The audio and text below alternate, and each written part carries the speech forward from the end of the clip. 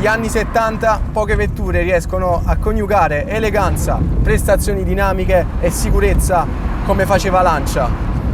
1972, per il marchio inizia da poco una nuova era sotto la gestione Fiat e a Torino veniva presentata la Beta, una nuova e promettente berlina di fascia media, ma che avrebbe mantenuto prestazioni di classe elevata. Come da tradizione Lancia, 2 anni dopo venne presentata una versione coupé.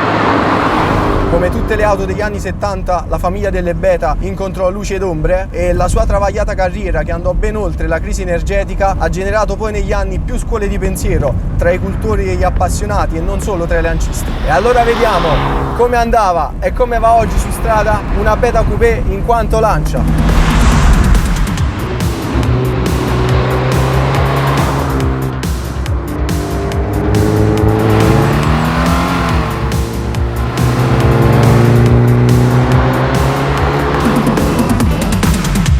La maggior parte delle vetture circolanti negli anni 70 aveva ancora uno schema con trazione posteriore. Lancia introdusse nel 1960 con mamma Flavia la propria tecnologia della trazione anteriore. Trazione anteriore Lancia che venne poi impiegata sulla Fulvia, mattatrice instancabile che si laureò in tutte le università dell'automobile, rally, circuiti, ripidi sali e scendi, ancora rally ride, highway esotiche e ancora le strette, tortuose, stradine della nostra Italia. E quella tecnologia riversò in questa macchina qui, sulla Beta, una vettura che da subito ammaliò il panorama automobilistico mondiale, dai tecnici di settore fino agli appassionati. Ammaliò l'Inghilterra, gli Stati Uniti e da subito divenne la prima auto in classifica nel benchmark degli altri costruttori, a partire dai nostri amici giapponesi, già negli anni 80. Trazione anteriore con nuovi telaietti ausiliari per le sospensioni MacPherson e che garantivano una nuova linearità nell'accelerazione, mantenendo al contempo un'ottima direzionalità delle ruote per un conseguente handling di marcia che tuttora è superbo. Un eccezionale poi assorbimento degli urti che è consentito grazie a quello che forse è la soluzione più importante portata dalle Beta, ovvero un retrotreno con un layout sospensivo completamente inedito. Non si trattava di un multilink, ma di uno schema che consentiva pur sempre un altissimo numero di cinematiche alle ruote posteriori. Era composto da 2 bracci trasversali, un braccio longitudinale ed una traversa centrale, che in base anche al materiale impiegato per le boccole e per la stessa traversa centrale poteva permettere di configurare più tarature d'assetto e quindi per variare anche il comportamento sottosterzante o sovrasterzante della vettura, che rimane non troppo sensibile al tiro e rilascio e quindi con un assetto comunque neutro e prevedibilissimo. E da qui ne deriva l'ottima tenuta di strada delle Beta, un controllo appunto della direzionalità dell'avantreno che all'epoca più di oggi era importantissimo per la guida su fondi scivolosi, e infatti rispetto alla Fulvia Coupé differisce proprio in quello. La Fulvia era pur sempre un'auto del 65 e che quindi andava guidata come un'auto del 65, quindi più pesante, più rigida, con uno schema sospensivo più tradizionale, ovviamente più pesante sull'avantreno, perché tutto il peso della meccanica tutta avanti si concentrava in quella parte della vettura. E grazie all'arrivo della Beta, un'auto a trazione anteriore si poteva adesso condurre con una magistrale fluidità. E poi la frenata. Frena come più di un'auto moderna. Questo grazie all'impianto frenante Super Duplex, nato sempre sulla Flavia nel 60. Impianto Super Duplex che poteva frenare anche le ruote anteriori in caso di guasto del primo circuito attraverso il circuito misto collocato sul posteriore. Questo retrotreno della Beta viene chiamato Camuffo dall'allora direttore tecnico Lancia, che non era un uomo qualsiasi messo appunto a gestire la progettazione con la nuova era Fiat, ma si trattava di un tecnico che iniziò la sua carriera in Lancia già nel secondo dopoguerra. Quindi parliamo di un tecnico che ha visto nascere l'Aurelia, che ha visto nascere la Flavia, la Flaminia, e questo modello sospensivo avrebbe fatto da scuola a tutte le successive auto del gruppo Fiat, partendo dalla stessa gamma presentata dopo la Beta, passando per la Delta, per la 147, per la Croma, fino ad arrivare all'attuale Jeep Renegade o alla Giulietta. Qui iniziò a nascere un nuovo concetto di modernità che andava a sacrificare tante scelte di stile volte alla qualità, ma la qualità Lancia la si ritrova per come l'auto sta su strada, perché sembra quasi planare sul manto stradale con una ruvida dolcezza, sembra che stia indossando una décolleté ma dietro un velo di malizia pronta a stupirti sempre con eleganza.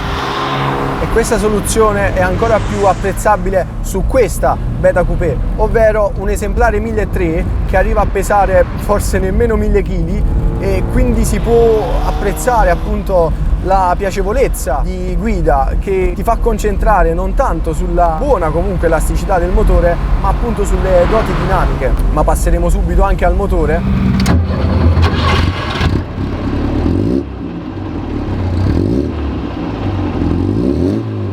Lo stile e l'atmosfera che qui puoi respirare mantengono ancora una purezza Lancia. L'invasione di plastiche è inevitabile, siamo negli anni 70, quindi quasi tutte le automobili, quasi tutti i marchi iniziarono a dover abbandonare il proprio passato artigianale, ma c'è ancora una squisita ricercatezza nello stile dei dettagli, partendo dall'ergonomia di questo sedile che è super avvolgente, con questo poggiatesta che sembra quasi dirti di concentrarti solo sulla guida e sul vivere quello che era ancora e già un salotto Lancia. La Beta KPE in questo è di un altro livello, ma la firma stilistica per entrambe le vetture era di Piero Castagnero, stesso papà dello stile della Fulvia Coupé e della Lancia Appia seconda e terza serie.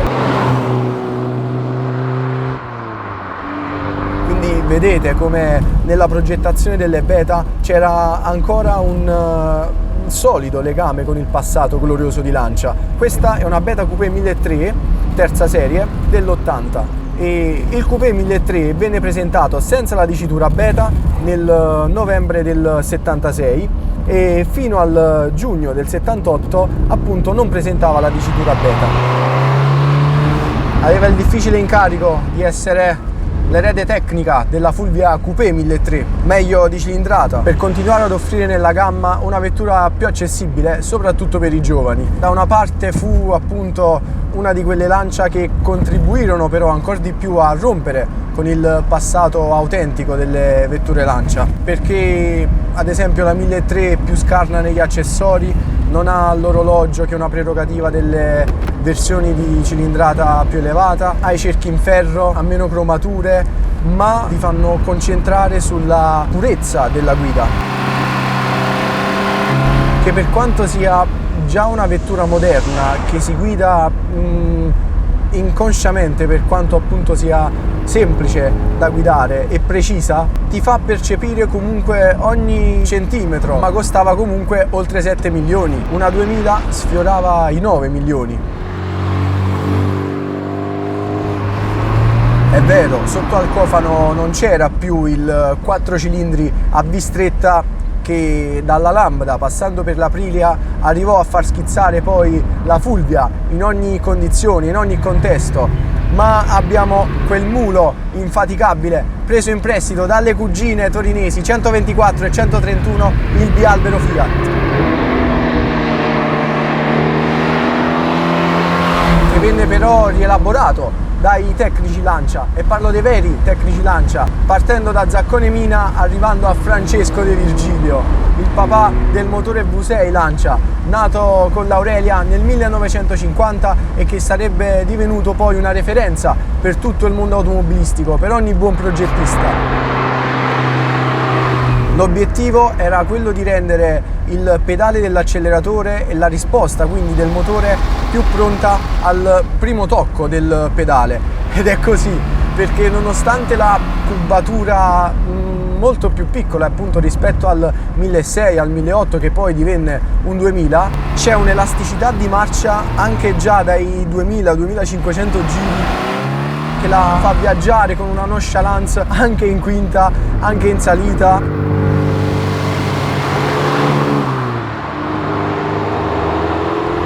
Ma il meglio lo dà comunque oltre i 5000 giri, in cui subentra il suo nervosismo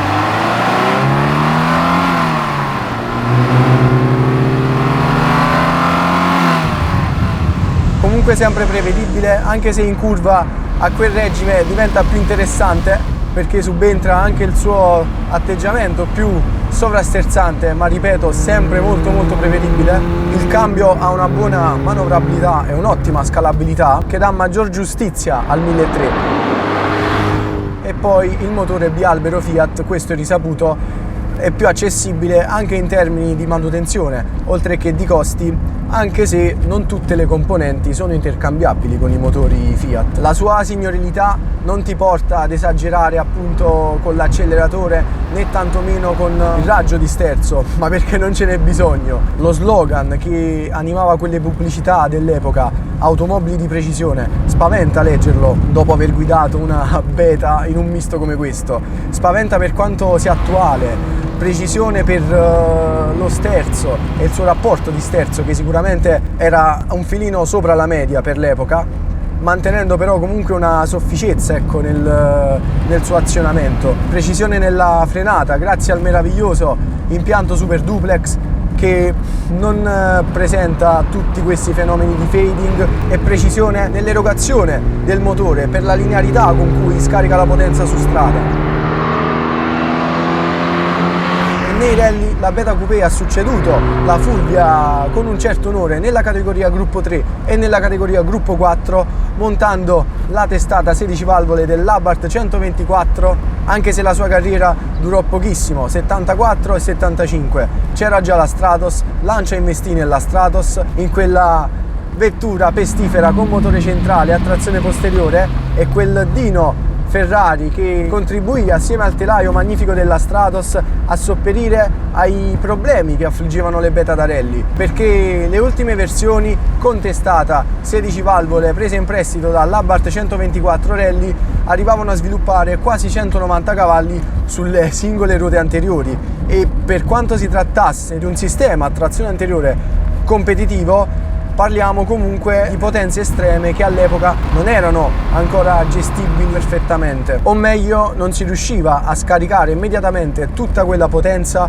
e mantenere al contempo un buon stato dell'avantreno. Ma la Beta Coupé un'eredità l'ha comunque lasciata, questo ben oltre lo scandalo amplificato delle beta arrugginite, perché lei ha posto davvero le basi per l'automobile sportiva a trazione anteriore. Non venne sviluppata per far prevalere il 131, e se avesse venduto, Fiat preferiva puntare su di lei anche per i rally e per convertire le vittorie in vendite.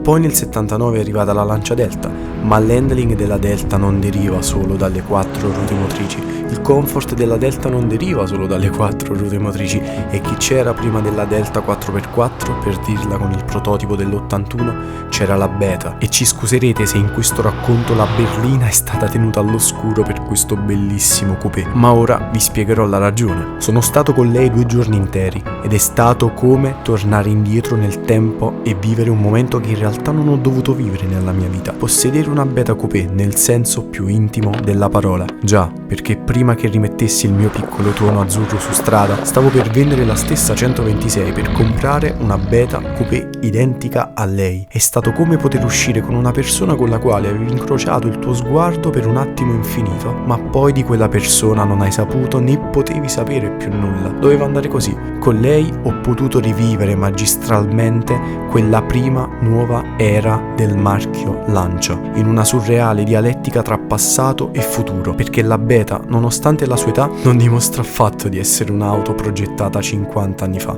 Oggi si parla di rinascimento di Lancia, ma per molti appassionati Lancia, in realtà quel rinascimento è già nato un po' di tempo fa. Inizia con la Lancia Beta ed oggi abbiamo la fortuna di poterlo apprezzare più di ieri,